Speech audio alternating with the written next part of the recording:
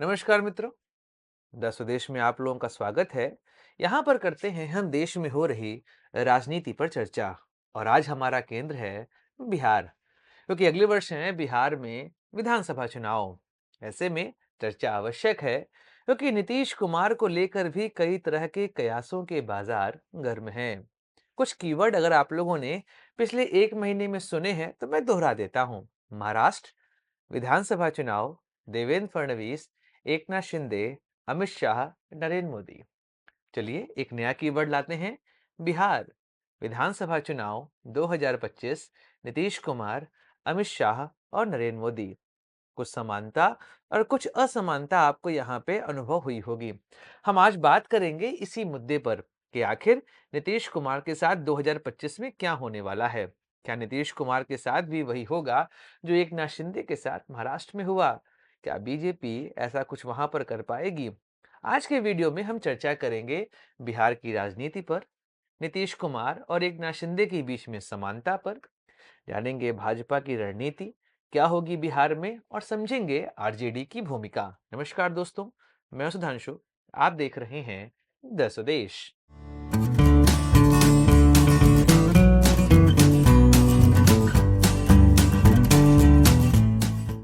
दोस्तों, बिहार हमेशा से भारत की राजनीति का केंद्र बना रहा है। चाहे हम बात करें प्राचीन भारत की, चाहे हम बात करें वर्तमान भारत की, आज भी बिहार जो है वह देश की राजनीति को नियंत्रित करता है। ऐसे में पहले बात करते हैं बिहार में होने वाली राजनीति पर। अगर आप बिहार की वर्तमान राजनीति को देखेंगे तो 2000 के बाद यह राजनीति शुरू हुई, क्योंकि लालू प्रसाद यादव का एक तरीके से बिहार की राजनीति में अवसान देखा गया।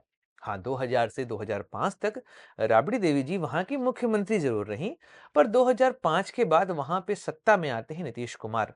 दूसरी बार मुख्यमंत्री बनते 2005 में।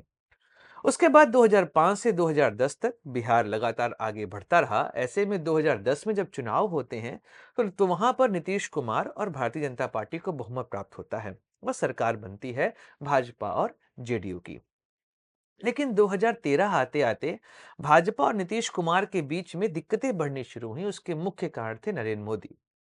2013 में जब भाजपा की तरफ से नरेंद्र मोदी जी को अनाउंस किया गया पीएम कैंडिडेट, उसके बाद नीतीश कुमार ने अपने आप को एनडीए से अलग किया और वहां पर वह जाते हैं चुनाव में। जब 2014 का लोकसभा चुनाव था, वह अकेले लड़ते हैं चुनाव।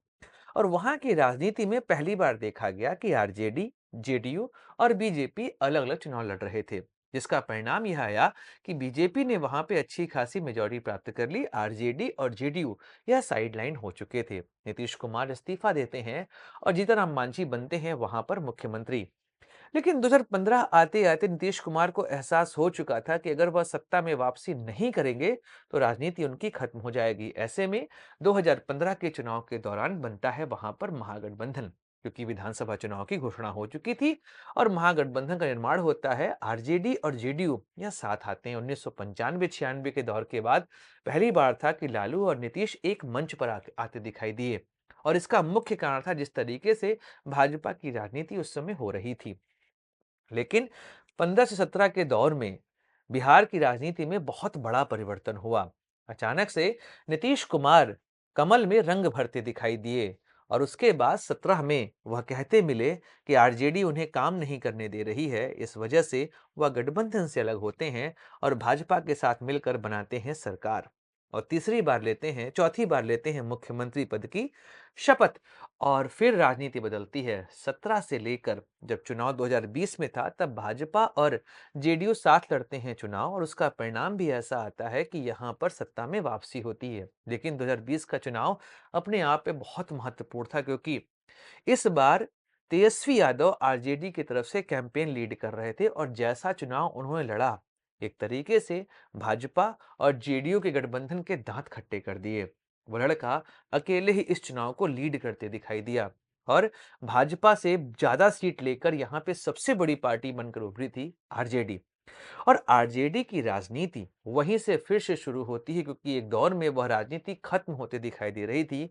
लालू का अवसान हुआ, लगा कि आरजेडी खत्म हो जाएगी, पर तेजस्वी यादव ने अपने बूते बिहार की राजनीति में आरजेडी को फिर से खड़ा कर दिया। इसी बीच में 2022 आते-आते फिर से गठबंधन में दिक्कतें हुई। नीतीश कुमार को फिर समस्या हुई और नीतीश कुमार जाते हैं, महागठबंधन का भाग फिर बनते हैं और महागठबंधन में बनते ही नीतीश कुमार फिर से सीएम पद की शपथ लेते हैं और सरकार बनाते हैं आरजेडी के साथ मिलकर।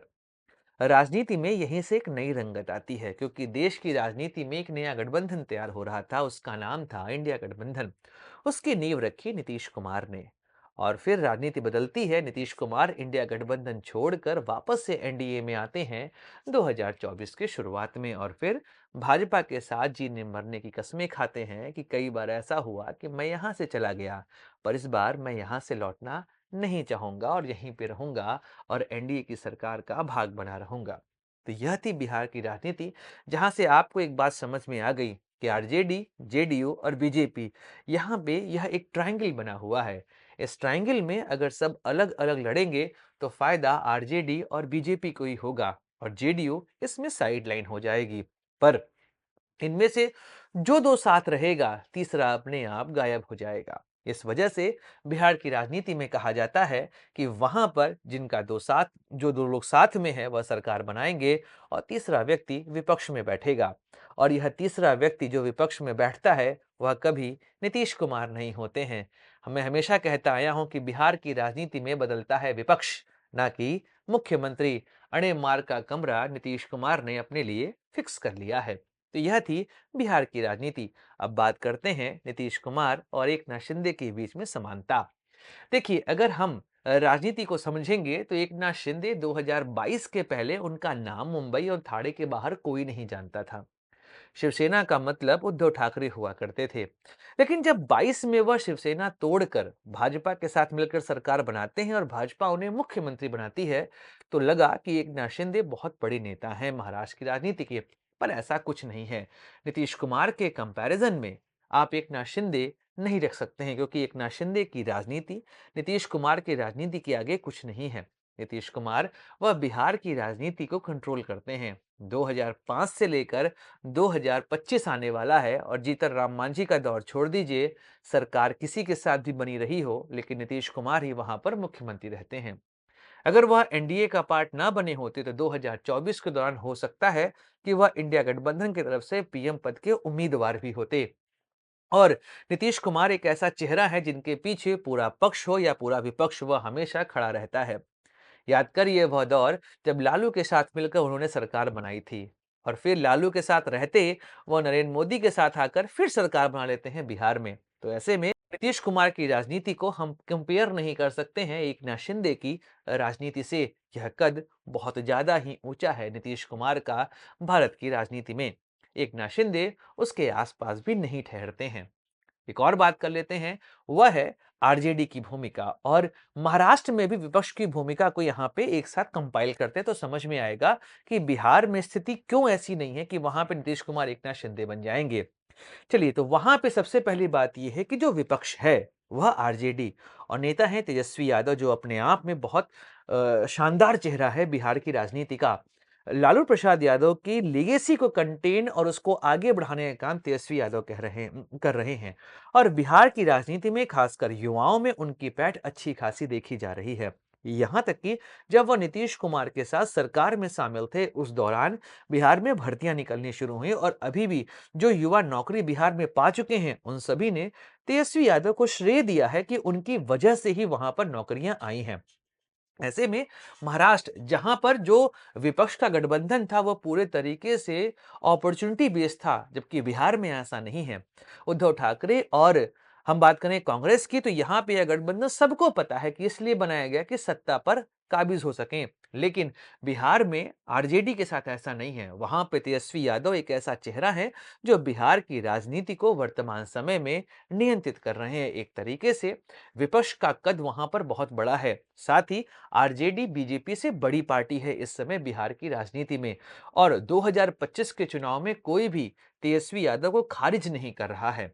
और साथ ही साथ तेजस्वी यादव ने जिस तरीके से समाज के हर तबके में अपनी पैठ बनाई है, वह साफ दर्शा रहा है कि आरजेडी उस चुनाव को काफी अच्छे तरीके से कंट्रोल करने वाली है। और संभावना भी इसकी है कि तेजस्वी यादव वहां पर अपनी सरकार बना सके, पर यह केवल अभी कयास भर है, क्योंकि जब से जन स्वराज पार्टी आई है और तेजस्वी यादव पे प्रशांत किशोर ने पर्सनल अटैक करने शुरू किए हैं, उसके बाद से चीजें थोड़ी बदली हैं। पर हम कह सकते हैं कि बिहार की राजनीति में तेजस्वी यादव एक प्रमुख चेहरा हैं। लेकिन जो सबसे बड़ा अंतर है वह है बीजेपी की तरफ से चेहरा। अगर आप महाराष्ट्र की राजनीति की तुलना बिहार की राजनीति से करेंगे और महाराष्ट्र की बीजेपी की तुलना बिहार की बीजेपी से करेंगे, तो यह पूरे तरीके से गलत होगा। क्योंकि महाराष्ट्र की राजनीति में बीजेपी के पास एक बहुत बड़ा चेहरा थे और वह चेहरा थे देवेंद्र फडणवीस।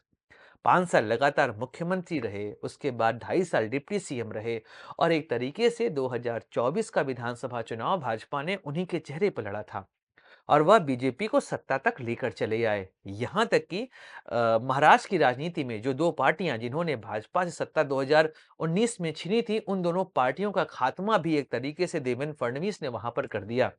लेकिन जब हम बिहार चलते हैं तो बिहार में भाजपा के पास देवेंद्र फडणवीस के मुकाबले या कोई चेहरा ही नहीं है। तो ऐसे में नीतीश कुमार से मुकाबला भाजपा क्या ही करेगी। तो भाजपा के लिए जो सबसे बड़ी समस्या बिहार की राजनीति में है वह है चेहरा। नरेंद्र मोदी के नाम पे वहां पर आप चुनाव नहीं जीत सकते। तो नीतीश कुमार के चेहरे की आवश्यकता भाजपा को वहां पे जरूर पड़ने वाली है।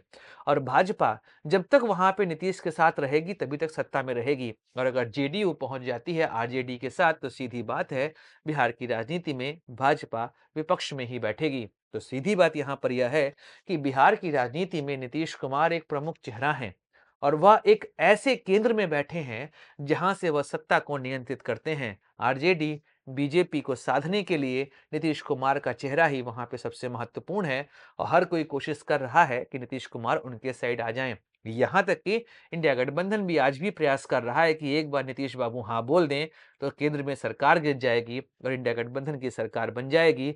यहां तक वह भी ऑफर दिया गया कि आपको हम बना देंगे इंडिया का पीएम कैंडिडेट। लेकिन फिर भी नीतीश को पता है कि एनडीए के साथ रहना ही फायदेमंद है और फिलहाल 2025 का चुनाव एनडीए गठबंधन साथ लड़ेगा और नीतीश कुमार यहां पर भाग रहेंगे एनडीए गठबंधन का।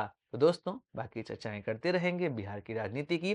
और अभी एक चर्चा बची है, वह है एकनाथ शिंदे का घटता हुआ कद, कि आखिर एकनाथ शिंदे क्यों समझ लिए थे कि वह महाराष्ट्र की राजनीति के चाणक्य है। चर्चा होगी अगले वीडियो में।